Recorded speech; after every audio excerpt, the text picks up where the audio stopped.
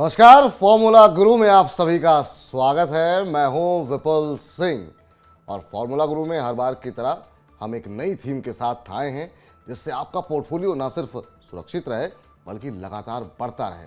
और इसी क्रम में आज हम बात करने वाले हैं ऐसे शेयरों की जिनको बिना बेचे भी आपको नियमित अंतराल पर एफडी की तर्ज पर पैसे मिलते रहें। जी हाँ, आज हम बात करेंगे डिविडेंड पेइंग स्टॉक्स की और ऐसे शेयर चुनने का फॉर्मूला भी हमारे एक्सपर्ट पे से समझेंगे और साथ ही देंगे आपके शेयरों से जुड़े हुए सवाल जो कि बड़ी संख्या में आप हमें भेजते हैं। लेकिन सबसे पहले उन 5 बड़े सवालों पर नजर डालते हैं जिनके जवाब आज हम फॉर्मूला गुरु में तलाशेंगे। तो सबसे पहला सवाल यही कि क्या शेयर बाजार में बिना शेयर बेचे भी हो सकती है नियमित कमाई। इस पर करेंगे विस्तार से चर्चा और कौन कौन से वो विकल्प हैं इस पर हम आज के एक्सपर्ट से उनकी राय लेंगे। दूसरा महत्वपूर्ण सवाल कि डिविडेंड पेइंग स्टॉक्स को चुने कैसे। जी हाँ, लाभांश देने वाली जो कंपनियां होती हैं उनको अगर चुनना हो तो वो क्या क्राइटेरियाज होते हैं जिनके आधार पर हमको इन कंपनियों को सेलेक्ट करना चाहिए। तीसरा महत्वपूर्ण सवाल कि मान लीजिए कि कंपनी हमने चुन ली लेकिन वो शेयर डिविडेंड भी दे रहा है लेकिन वो शेयर चल ही नहीं रहा है, तो क्या ऐसे शेयर में बने रहना चाहिए, उसे अपने पोर्टफोलियो में कितने समय तक बर्दाश्त करना चाहिए, क्या स्विच करना चाहिए, क्या स्ट्रेटजी होनी चाहिए। इसको जो है विस्तार पूर्वक समझेंगे कि सिर्फ क्या डिविडेंड पे नजर रखनी चाहिए या फिर शेयर की चाल, शेयर की किस तरीके के रिटर्न हो रहे हैं, इस पर भी ध्यान देना चाहिए। चौथा महत्वपूर्ण सवाल, डिविडेंड के अलावा कंपनी के और किन आंकड़ों पर नजर रखनी चाहिए। ठीक है, हमने डिसाइड कर लिया कि कंपनी जो है डिविडेंड दे रही है, ट्रैक रिकॉर्ड अच्छा है, लेकिन और भी क्या कुछ ऐसे नंबर्स होते हैं जिन पर की नज़र आपको रखनी चाहिए अगर आप अपने पोर्टफोलियो में कोई डिविडेंड पेइंग स्टॉक रख रहे हैं तो इस पर भी विस्तार से करेंगे चर्चा। और आखिरी और सबसे महत्वपूर्ण सवाल कि अपने कुल पोर्टफोलियो में डिविडेंड पेइंग स्टॉक्स कितने फीसद रखें, यानी कि अगर आपने 1 लाख रुपए निवेश किए हैं तो कितने फीसद जो है उसमें निवेश आपका ऐसे शेयरों में होना चाहिए जो कि आपको डिविडेंड देते रहें। और इस सेगमेंट के आखिर में वो हमने सवाल में शामिल नहीं किया है, आज के हमारे एक्सपर्ट से ये भी पूछेंगे कि उनके पसंदीदा शेयर कौन से हैं। और अब वक्त हो गया है आपको रूबरू कराने का हमारे आज के फॉर्मूला गुरु से। जी हाँ, आज के हमारे फॉर्मूला गुरु हैं शेयर इंडिया के वाइस प्रेसिडेंट और research head doctor Ravi Singh. Ravi ji, बहुत बहुत स्वागत, आभार आपका आज के इस कार्यक्रम में जुड़ने के लिए। और जो 5 प्रश्न अभी हमने रखे हैं और एक एक करके आपसे जानेंगे कि आखिर में उसके उत्तर आप क्या देते हैं और कैसे बिना शेयर बेचे भी लोग कमाई कर सकते हैं और अच्छी कमाई कर सकते हैं। इन तमाम विषयों पर चर्चा करें, आज के कार्यक्रम का आगाज़ करें रवि जी। तो उससे पहले हम यही जानना चाहेंगे कि बाजार की दिशा जो है वो आप किस तरीके से देख रहे हैं आने वाले दिनों में, खासतौर से छोटी अवधि में किस तरीके से देख रहे हैं। लेकिन उससे पहले जरा बाजार की चाल कैसी रही है वो जरा हम अपने दर्शकों को फटाफट दिखा दें कि थोड़ी सी सुस्ती लगातार बाजार चलने के बाद इस हफ्ते देखने को मिली है। करीब 1% के आसपास हमने देखा कि जो है निफ्टी एक दायरे में ही कारोबार करता हुआ दिखाई दे। आप देखिए, एक सीमित दायरा था जिसमें बाजार काम करता हुआ दिखाई दिया है इस पूरे हफ्ते के दौरान और करीब 1% के आसपास का नेगेटिव रिटर्न यहाँ पर देखने को मिला है। सेंसेक्स में भी आधे फीसद के आसपास के नेगेटिव रिटर्न आते हुए दिखाई दिए हैं। शुक्रवार को हमने देखा कि थोड़ी सी गिरावट बढ़ती हुई दिखाई दी जिसका कि असर देखने को मिला है बाजार की गिरावट में। हालांकि इस पूरे हफ्ते बाजार ने जो पिछले हफ्ते नई ऊंचाइयां छुई थी उसके बाद से थोड़ा बाजार कंसोलिडेशन के दौर में देखने को मिल रहा है। निफ्टी बैंक लेकिन अभी भी यहाँ पर आउट परफॉर्मेंस हम देख रहे हैं कि वो लगातार बनी हुई है और यहाँ पर तेजी रुकने का नाम नहीं ले रही है। इस हफ्ते भी सेंसेक्स निफ्टी के मुकाबले आउट परफॉर्म करता हुआ दिखाई दिया है। आपकी सलाह सर, बाजार पे किस तरीके से देख रहे हैं आने वाले दिनों में बाजार को आप?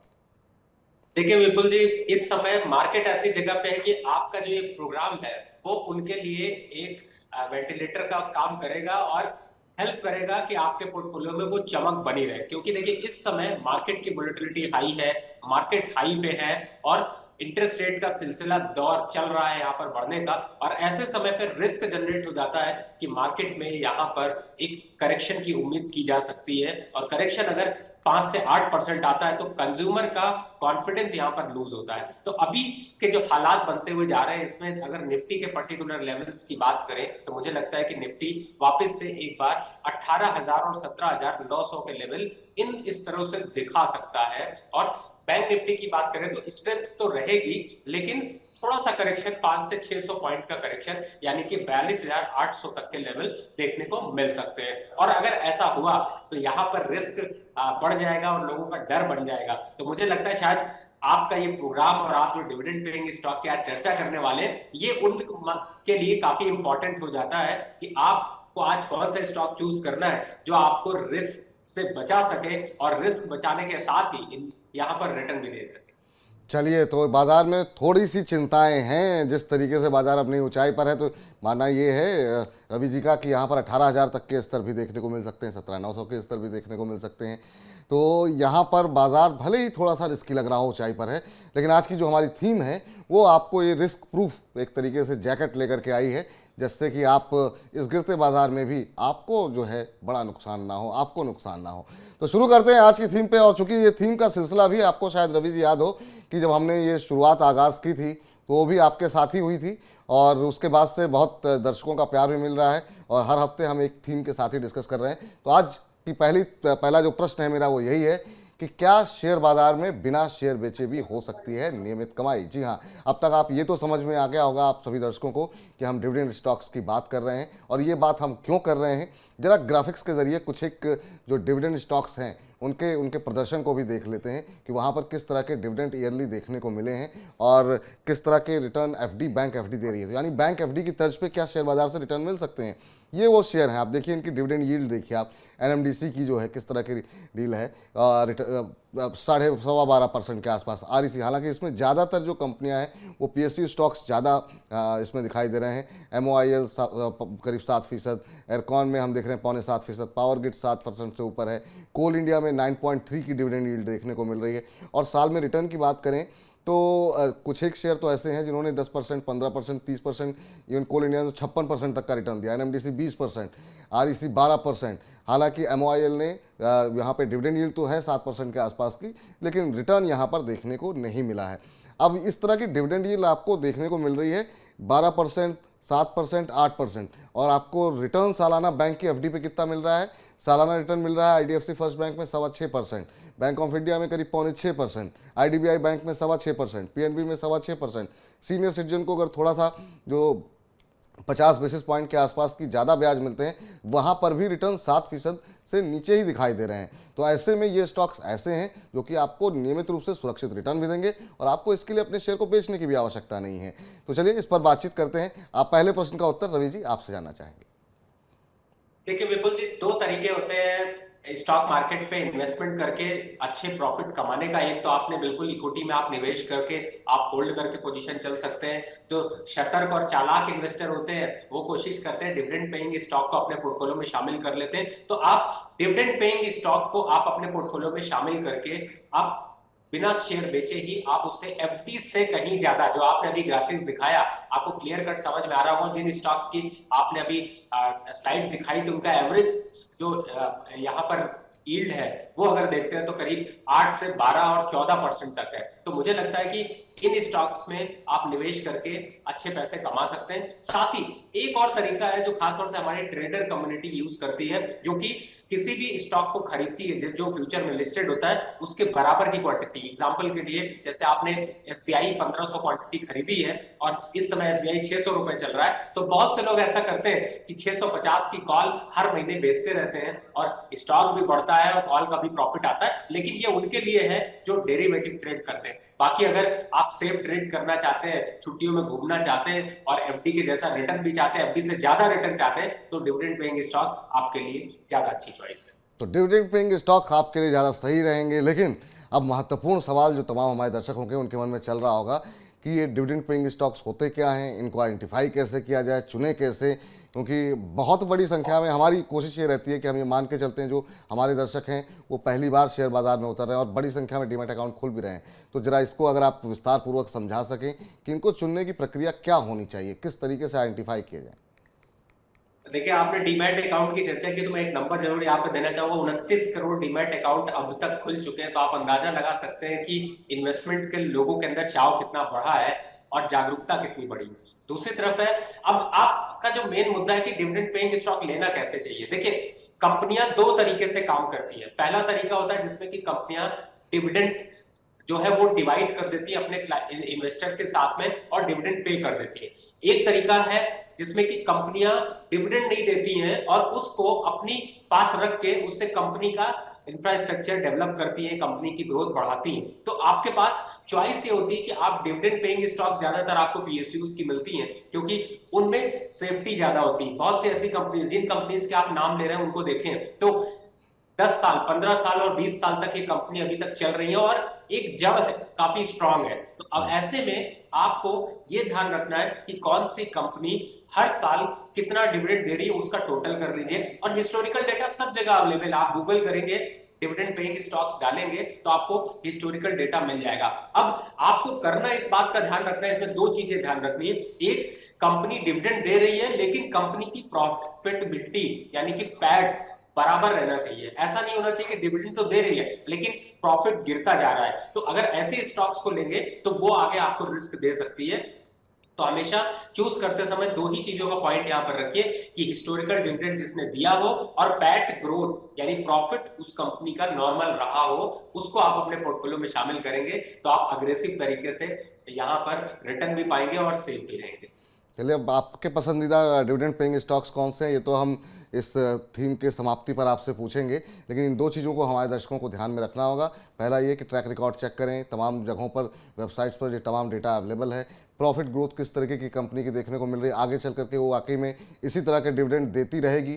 पिछला रिकॉर्ड ये बताता है कि अभी तो दे देगी, लेकिन अगर आप प्रॉफिट ग्रोथ देखेंगे तो उससे आपको ये पता लगा कि आगे भी आपको नियमित रूप से इस तरह के डिविडेंड मिलते रहेंगे।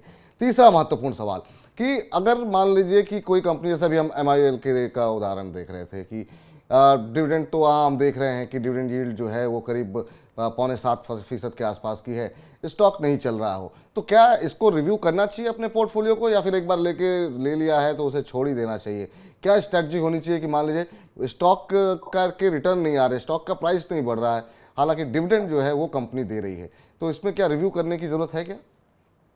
देखिए विपुल जी, इसमें आपने जो बात बोली है उसमें बहुत इंपॉर्टेंट है, ध्यान रखने वाली बात है। पहली बात तो ये है कि आपको पोर्टफोलियो समय समय पर रिव्यू अगर आप करते हैं तो जिस पोर्टफोलियो में आपको 5% का रिटर्न मिल रहा हो उसमें आपको 25% के रिटर्न मिल सकते हैं। मैं ऐसा इसलिए कह रहा हूं क्योंकि जब भी लोग निवेश करते हैं और ट्रैक रखते हैं तो उनमें सही टाइम पे सही डिसीजंस ले लेते हैं और इसकी वजह से, यानी कि आप कोई भी जो काम करते हैं, काम मेहनत कर रहे हैं एक अलग चीज है, उसकी रिजल्ट आना एक अलग चीज है। तो आप कोशिश ये करिए कि जब भी कोई पोर्टफोलियो बनाइए उसको रिव्यू समय समय पर जरूर करिए, चाहे आप मंथली करिए, क्वार्टरली करिए या ईयरली जरूर करिए। अब दूसरा सवाल होता है कि आपने स्टॉक ले लिया, डिविडेंड दे रहा है लेकिन बहुत करेक्शन हो रहा है स्टॉक में, तो ये भी देखिए कि हो सकता है कंपनी कि अगर ये स्टेबिलिटी 1 साल 2 साल तक कंटिन्यू रहती है तभी अपनी पोजीशन को स्विच करिए, नहीं तो डिविडेंड पेइंग स्टॉक्स में थोड़ी वोलेटिलिटी जरूर देखने को मिलती है, लेकिन एवरेज ऑन देखा गया है कि कई ऐसे पीरियड होते हैं, जैसे कोरोना काल था तो उस टाइम पे कंपनियों ने डिविडेंड नहीं दिए या कम दिए। तो इस टाइप की सिचुएशन अगर है या ऐसा कोई फंडामेंटल वहां पर चेंजेस आ रहे हैं तभी आप अपनी पोजीशन को चेंज करिए, नहीं तो बिना किसी वजह के, बिना किसी रीजन के आप अपनी पोजीशंस को चेंज मत करिए। क्योंकि कई बार ऐसा होता है कि आप इन्वेस्टमेंट करते हैं, कुछ समय लगता है और उस समय में आप निकल जाते हैं, फिर वो स्टॉक चल जाता है। तो इन सब चीजों से बचने के लिए थोड़ा समय देना यहाँ पर ज्यादा जरूरी है। तो समय देना काफ़ी महत्वपूर्ण है। आपने शेयर चुनने में समय लगाइए, शेयर चुन लिया है आपने तो उसको फिर समय दीजिए। ऐसा नहीं है कि आपको रिटर्न भी उतनी तेजी के साथ मिले और डिविडेंड भी मिलते रहें, तो उसके लिए थोड़ा पेशेंस रखिए। हाँ, कोई फंडामेंटली चेंज हो रहा हो, कंपनी के बारे में, कॉर्पोरेट गवर्नेंस को लेके कोई इशू हुआ हो, तो फिर आप चाहें तो उसको रिव्यू कर सकते हैं। चौथा महत्वपूर्ण सवाल कि डिविडेंड के अलावा मान लीजिए कि अगर हम कोई कंपनी आइडेंटिफाई कर लिए हमने और ये देख लिया कि नहीं, इसका ट्रैक रिकॉर्ड तो अच्छा है, और क्या कुछ आंकड़े होने चाहिए जिन पर हमको नज़र रखनी चाहिए? जैसे अभी आपने प्रॉफिट ग्रोथ की बात की, क्या कुछ और ऐसे नंबर्स हैं जिनको चुनने से पहले, क्योंकि आप कह रहे हैं कि अगर एक बार ले लिया तो उसको बहुत जल्दी जल्दी चीज़ों को स्विच नहीं करना चाहिए, तो ऐसे हम चाहेंगे हमारे दर्शक अच्छी रिसर्च के साथ जाएँ। ऐसे कौन कौन से नंबर्स हैं कि कंपनी के डिविडेंड ट्रैक रिकॉर्ड के अलावा जिस पर नज़र रखनी चाहिए? देखिए, किसी भी कंपनी की 4 चीजें बहुत इंपॉर्टेंट होती हैं। सबसे पहला तो आपने बिल्कुल सही कहा, प्रॉफिट ग्रोथ आपके लिए बहुत जरूरी है, प्रॉफिट ग्रोथ आपका बना रहे। दूसरा होता है उस कंपनी का आरओई कितना है, यानी कि rate of return on equity कितना है, वो एक इंपॉर्टेंट फैक्टर है। तीसरा इंपॉर्टेंट फैक्टर अगर आप देखते हैं तो आपको पैट ग्रोथ ईपीएस आपको देखना होता है कि कंपनी की अर्निंग पर शेयर कितनी है। और चौथा जो इंपॉर्टेंट फैक्टर है कि कंपनी के पास कैश इन हैंड या फिर ऐसी कोई लाइबिलिटी ना हो। ये दोनों चीजें एक ही में मैं रखता हूं तो ज्यादा इजी होता है। तो आप इस चीज को देखिए कि कंपनी के ऊपर लोन तो नहीं है या फिर लोन बढ़ नहीं रहा हो। अगर ये चीजें आपको पता, चार चीजें आपको पता हो गई, तो आप बिलीव करिए कि आपका स्टॉक एक अच्छा स्टॉक होगा, अच्छे रिटर्न्स देगा और आपका पैसा सेफ होगा। और जिससे कि जो ग्रोथ होगी वो थोड़ा टाइम में लग सकती है, लेकिन ग्रोथ आपको जरूर देखने को मिलेगी। अगर इन चार फैक्टर पे कोई स्टॉक खरा नहीं उतरता तो उसको वैसे ही ड्रॉप कर दीजिए, क्योंकि वो फिर आपको नुकसान दे। ये 4-5 आंकड़े हैं जिन पर आपको नज़र रखनी है। एक तो रिटर्न ऑन इक्विटी कंपनी का कैसा रहा है, कंपनी की प्रॉफिट ग्रोथ कैसी रही है, कंपनी कैश रिच है या नहीं है, कंपनी के ऊपर कर्ज कितना है, ईपीएस कंपनी क्या है। इन 4-5 आंकड़ों पे आप नज़र रखिए। डिविडेंड के अलावा अगर ये भी अगर पॉजिटिव लग रहा है तो निश्चित रूप से फिर आप लेकर के आप भूल भी सकते हैं कि डिविडेंड भी आ रहा है, कंपनी के फंडामेंटल्स भी मजबूत हैं और यहाँ पर आपको एक रेगुलर अंतराल पे जो है नियमित कमाई जो है वो होती हुई दिखाई देगी। आखिरी और महत्वपूर्ण प्रश्न ये है वो ये है कि अगर मान लीजिए एक पोर्टफोलियो हम बिल्ड कर रहे हैं और मान लीजिए 1 लाख रुपए का एक पोर्टफोलियो बना रहे हैं अपने दर्शकों के लिए, हम उसमें आप कितने फीसद हिस्सा, क्या पूरा पोर्टफोलियो ही डिविडेंड स्टॉक्स के होने चाहिए या आपको लगता है नहीं इसका एक हिस्सा होना चाहिए, बाकी ऐसे स्टॉक्स होने चाहिए जो रफ्तार के साथ चलें और अच्छे रिटर्न दें? किस तरीके से पोर्टफोलियो प्लान करना चाहिए अगर मान लीजिए कि 5-7 साल के लिए कोई पोर्टफोलियो प्लान करना हो?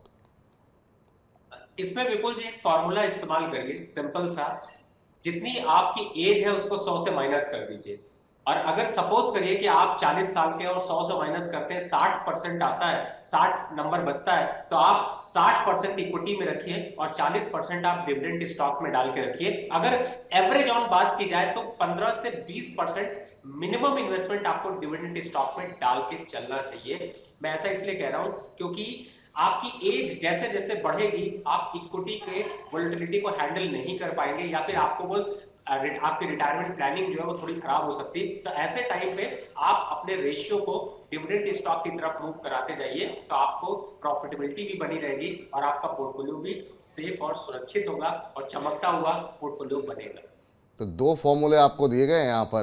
पहला तो ये कि आपकी जो उम्र है उसको आप 100 से घटा दीजिए, जो बचता है उतना हिस्सा जो है आपका इक्विटी में होना चाहिए।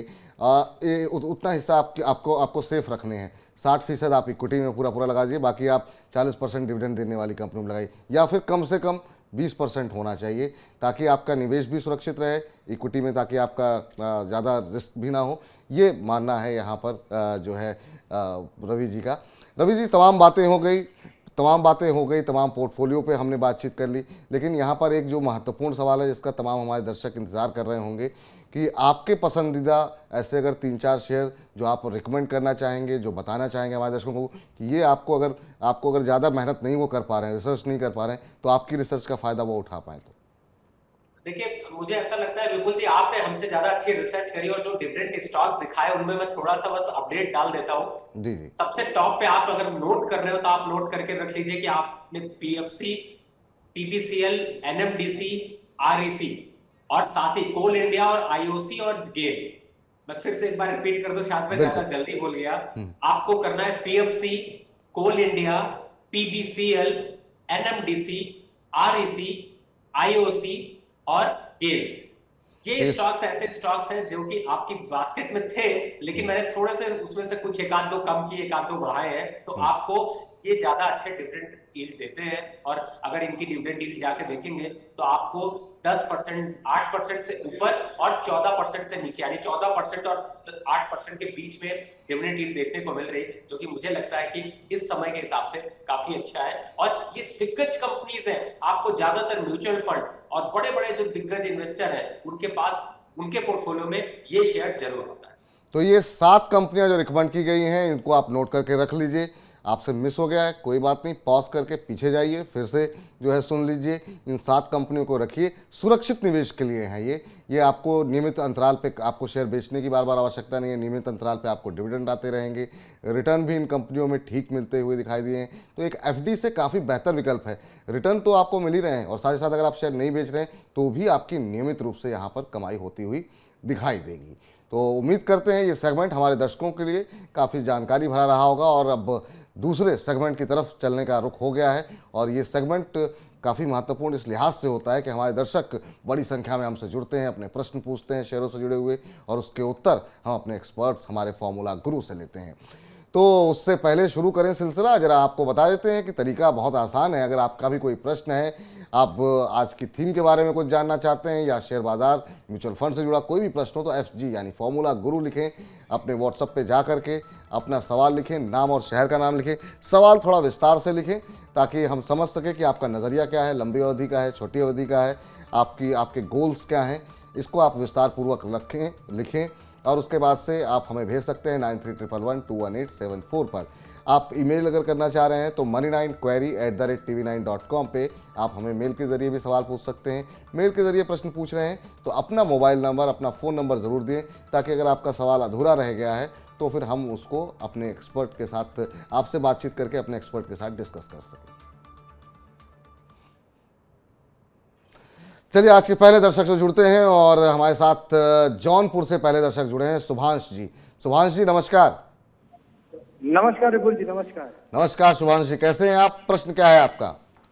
सर हम बहुत बढ़िया हैं, आप कैसे हैं? बहुत अच्छे सर, बताइए क्या प्रश्न है आपका? सर हमारा प्रश्न यही है कि हमने 200 शेयर खरीदे हैं J&K बैंक के। अच्छा, 46 रुपए के भाव पे। 46 रुपए के भाव पर। जी चलिए, तो किन स्तरों पर मुनाफा बुक करके इससे निकलना सही रहेगा, उसे ये जानना चाह रहे हैं। अच्छा, चलिए, ये तमाम पूरा जो सेगमेंट है अभी हम दिखा रहे थे अब कि निफ्टी बैंक किस तरीके से चलता हुआ दिखाई दिया। इस हफ्ते भी आउट परफॉर्म किया है और मिड कैप बैंकिंग ने तो बहुत ही ज़्यादा आउट परफॉर्म किया है। चाहे उसमें यूको बैंक का नाम लें, उसमें हम कैनरा बैंक देखें, उसमें अभी J&K बैंक की बात करें, सभी बहुत अच्छे हुए चलते हुए दिखाई दिए हैं। अब ये जानना चाह रहे हैं कि इन्हें किन लेवल्स पे अपना मुनाफा बुक करना चाहिए। क्या सजेशन रहेगा आपका? क्या एक बार इन्हें प्रॉफिट अभी बुक करना चाहिए या आपको लग रहा है कि अभी तो चलना शुरू हुआ है, अभी इन्हें होल्ड करना चाहिए? देखिए, J&K बैंक थोड़ा सा, आपने बिल्कुल सही कहा। पहली बात तो सुभाष जी, बहुत बहुत मुबारक, आपको बढ़िया प्रॉफिट आ रहा है और मुझे लगता है ज्यादा लालच मत करिए, थोड़ा बुक कर लीजिए। और आपके लिए सजेशन होगा कि आप जम्मू कश्मीर से शिफ्ट होकर बड़ौदा की तरफ चले जाइए, यानी कि बैंक ऑफ बड़ौदा। आप यहाँ पर स्टॉक को अगर परचेज करेंगे तो वो ज्यादा अच्छे रिटर्न्स आपको दे पाएगा और अच्छा, यहाँ से मोमेंटम उसका काफी अच्छा है, तो इससे मुनाफा वसूली जरूर कर लीजिए, क्योंकि इस स्टॉक में आप कंसोलिडेशन देखने को मिलेगा और 55 रुपए के नीचे अगर ये स्टॉक जाता है तो वापस से गिरावट के जोन में जा सकता है। तो मुझे लगता है सुभाष जी, एक बार प्रॉफिट बुक कर लीजिए और बुक करके अगर नया स्टॉक लेना है तो बैंक ऑफ बड़ौदा की तरफ चले जाइए। तो आपके लिए फिलहाल सलाह यही है कि अब शुक्रवार के बाजार में हमने देखा था कि यहाँ पर एक तेज गिरावट भी देखने को मिली थी तेजी के बाद, तो अभी इन स्तरों पे आपको अच्छा मुनाफा हो रहा है, 10-11 रुपये मिल रहे हैं, आप अपना प्रॉफिट बुक कर लीजिए। 10 रुपये के आसपास का मुनाफा मिल रहा है। अगर आपको स्विच ही करना, ये देखिए चार्ट देखिए आप, एक महीने के अंदर यहाँ पर 34-35% का रिटर्न आता हुआ दिखाई दिया है। शुक्रवार को हमने देखा था कि थोड़ी सी यहाँ पर 4-7-8% के आसपास शेयर गिरता हुआ दिखाई दिया था और गुरुवार को एक तेज़ी यहाँ पर आती हुई दिखाई दी थी। तो ये आपके लिए सलाह है, बैंक ऑफ बड़ौदा में आप शिफ्ट हो सकते हैं। हम अगले दर्शक के पास चलते हैं। अमन गुप्ता जी हमारे साथ जुड़े हैं, उदयपुर राजस्थान से हैं। अमन जी नमस्कार। नमस्कार विपुल जी, कैसे नमस्कार हैं आप? अमन जी, कितने अमन से हैं आप? अरे अमन चैन है, बस आपकी दुआ है। बस बताइए, प्रश्न क्या पूछना चाह रहे हैं आप? सवाल ये है विपुल जी कि 50 RCF लिए थे 120 के भाव पर। अच्छा, क्या बजट तक बने रह सकते हैं इनमें? तो ये आपने खरीदा भी बजट के नज़रिए के लिहाज से, क्योंकि हमने देखा है आमतौर पर बजट के आसपास फर्टिलाइजर कंपनियां, रेलवे कंपनियां, इनमें एक मोमेंटम बनता हुआ दिखाई दिया। तो ये सोच के ही लिया था क्या? जी बिल्कुल यही सोच के लिया था। ठीक। अभी तो आप जो है प्रॉफिट में हैं, पूछते हैं क्या सलाह देंगे यहाँ पर हमारे एक्सपर्ट रवि जी। RCF को फर्टिलाइजर सेगमेंट को लेके बहुत खबरें रहीं, जिसकी वजह से काफ़ी वोलेटिलिटी बीच में रही। अब चूंकि बजट आ रहा है, क्या कुछ उम्मीदें आपकी तरफ से सलाह रहेगी? आप ये देखिए जरा, एक महीने में करीब यहाँ पर किस तरह का रिटर्न देखने को मिला है। करीब 29-30% का रिटर्न यहाँ पर एक महीने में देखने को मिला है। 120 की इनकी खरीद है, 13-14 रुपये के मुनाफे पे है। क्या सलाह रहेगी, बजट तक होल्ड करें? बिल्कुल, जब बजट तक खरीदा है तो बजट तक रखिए। 150 रुपए का लक्ष्य जल्द अचीव होता हुआ नजर आएगा। स्टॉक अच्छा है और आगे खास तौर से फर्टिलाइजर कंपनीज की ग्रोथ काफी अच्छी देखने को मिलेगी। मोदी जी काफी हद तक सपोर्ट कर ही रहे हैं, तो मुझे लगता है कि उस सपोर्ट का फायदा उठाइए और बजट तक अभी बने रहिए। और मुझे लगता है 150 एक ऐसा प्राइस है जिसमें कि आप अपनी पोजीशन को रिव्यू जरूर करिएगा या वापस से विपुल जी को तंग करिएगा, क्योंकि उसके बाद ही यहाँ पर जो है वो मोमेंटम दूसरा स्टार्ट होगा। तो अगर आता है वो लेवल तो एक बार प्रॉफिट बुक करने की सलाह होगी। तो अभी 150 तक के लिए तो अभी यानी कि आपको 10-12 रुपए मिल रहे हैं, अभी तो 16-17 रुपए और आपको यहाँ पर प्रॉफिट हो सकता है। बने रहने की सलाह आपके लिए है, इंतजार कीजिए, बजट का नज़रिया आपका है, बजट तक बने रहिए। 150 के स्तर आ जाए तो आप चाहें तो एक बार फिर से हमसे प्रश्न पूछ सकते हैं बजट के आसपास।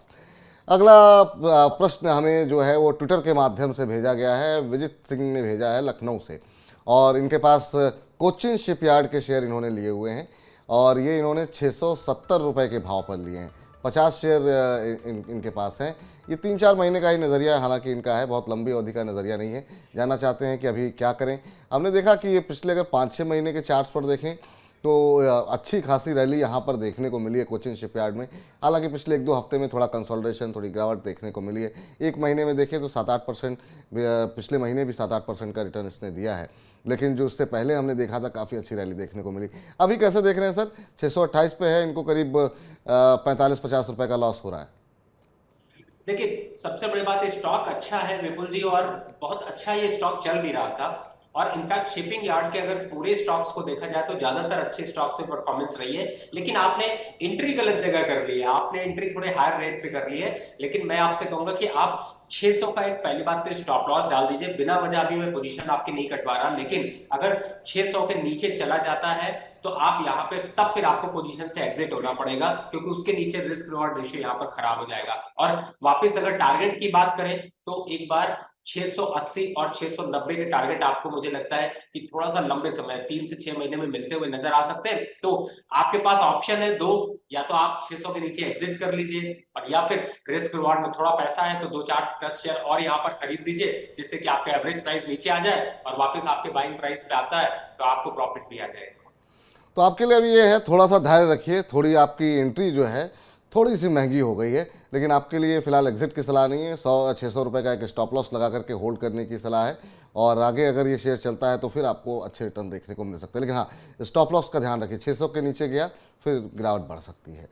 शिमला चलते हैं, हालांकि मौसम सर्दी का है, लेकिन हमारे साथ मनोज जी जुड़ चुके हैं शिमला से अपना प्रश्न पूछने के लिए। मनोज जी नमस्कार। जी नमस्कार। और मनोज जी, किस तरह का सेलिब्रेशन हिमाचल में देखने को मिल रहा है? चुनाव का दौर जो है वो समाप्त हुआ, कल हमने देखा गुजरात और हिमाचल 2 जगहों के नतीजे आए। कैसा रहा शिमला का माहौल? जी माहौल तो अब चुनावी सरगर्मी तो कुछ शांत हुई है, अब सरकार को लेकर नए गठन को लेकर गर्मी बढ़ी है। तो चलिए तो है जी, बिल्कुल बिल्कुल उम्मीद करते हैं जल्दी वहाँ पर जो है जो निर्णय होता है कांग्रेस की तरफ से, कौन मुख्यमंत्री का चेहरा होगा, इस पर स्पष्टता आएगी। सवाल क्या है सर आपका? मैंने जेट एयरवेज के 100 शेयर खरीद रखे हैं 96 के प्राइस पे, तो लॉस बुक करना चाहिए या मैं होल्ड करूं इसको? पूछते हैं, लेकिन एविएशन सेक्टर पे अच्छी खबरें तो एक भी नहीं आ रही हैं, खासतौर से जेट एयरवेज को लेकर के जो है लगातार एक दबाव बना हुआ है। अब पूछते हैं क्या सजेस्ट करते हैं यहाँ पर। 12% का रिटर्न निगेटिव पिछले महीने के 1 महीने के चार्ट पे हम देख रहे हैं, और लगातार पिटाई है, कोई पॉजिटिव खबर है नहीं। आप क्या सजेस्ट करेंगे? यहाँ पर कुछ अपॉर्चुनिटी अभी आपको लग रही है रवि जी? देखिए, बिल्कुल बिल्कुल जी, आपने सही बताया। देखिए, जिसकी फ्लाइट ही नहीं चल रही है, जिसमें तमाम समस्याएं हैं, वो सेक्टर काफी जो है वो, मैं तो यही समझता हूँ कि आपको अगर कहीं जाना है तो टिकट जरूर यूज करिए, चाहे वो आप दूसरी कंपनीज की यूज करिए, लेकिन उसमें इन्वेस्टमेंट करने की राय बिल्कुल नहीं देता। तो मुझे ऐसा लगता है कि बिल्कुल निकलना चाहिए। और आज का टॉपिक हमारा जो है वो है डिविडेंड पेइंग स्टॉक। आपको इसी जगह पे, वैसे तो मेरे 2 स्टॉक्स मैंने रिकमेंड किए थे कि आप यहां से अपनी पोजीशन को स्विच करके bank of Baroda, DCB bank या एसबीआई की तरफ जाएं, लेकिन इस प्रोग्राम के थीम लाइन पे चलते हैं तो मुझे लगता है 90 रुपए का स्टॉक चल रहा है गेल, और ये डिविडेंड यील्ड देता है 11% का। तो आपको मैं यहाँ पे कहूंगा कि आपकी चॉइस है, अगर आपको डिविडेंड यील्ड स्टॉक में जाना है तो गेल परचेस कर लीजिए, ज्यादा अच्छा है। नहीं तो DCB bank, bank of Baroda, SBI भी यहाँ पर ज्यादा अच्छा है। चलिए, तो ये 3 बैंकों के नाम आपको दिए गए हैं, DCB bank, bank of Baroda. यहाँ पे आप पैसे लगा सकते हैं। अगर आप यहाँ नहीं लगाना चाह रहे हैं तो क्योंकि आज की जो थीम है उस पे आधारित जो है जो आपको शेयर रिकमेंड किया जा रहा है रवि जी की तरफ से गेल। यहाँ पे आपको जो है जो नुकसान अभी हो रहा है उसकी भरपाई भविष्य में हो जाएगी, अभी निकल जाइए यहाँ से। कोई भी पॉजिटिव स्टोरी यहाँ पे नहीं दिखाई दे रही है।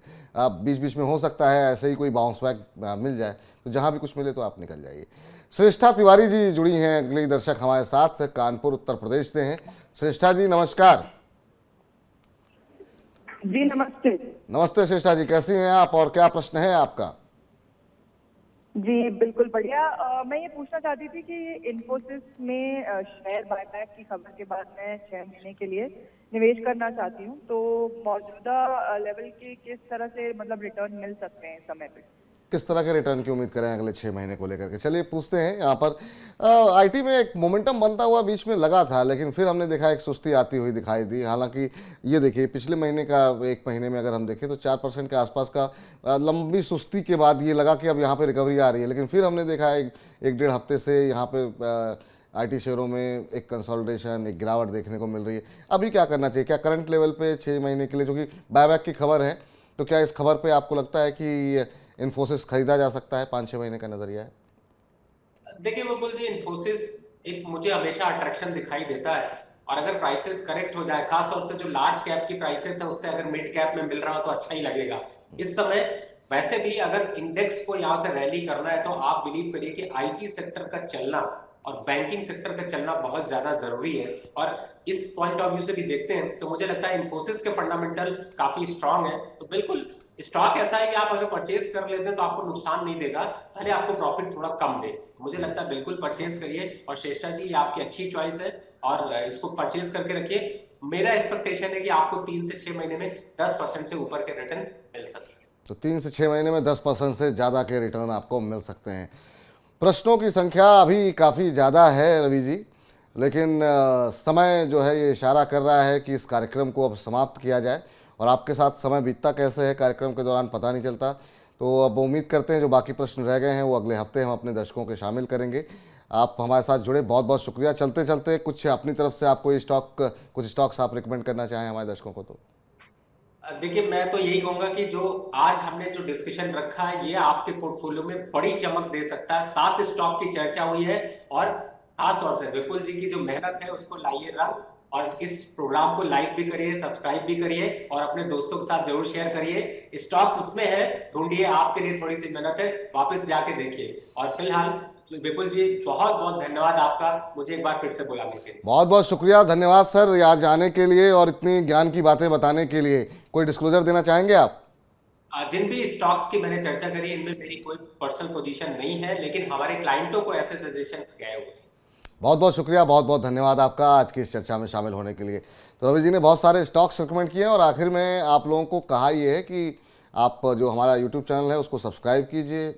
आप जो कंटेंट अगर आपको अच्छा लगता है तो आप इसको शेयर कीजिए, और जो स्टॉक्स बताए गए हैं, जो रिकमेंड किए गए हैं डिविडेंड वाले, ये सुरक्षित रिटर्न आपको आने वाले 5 साल 10 साल में देंगे। तो आप निश्चिंतपूर्वक जो है यहाँ पर निश्चिंतापूर्वक आप जो है यहाँ पर निवेश कर सकते हैं। लेकिन हाँ, जो सावधानियाँ बताई गई हैं आज के कार्यक्रम में उस पर भी अमल ज़रूर कीजिएगा।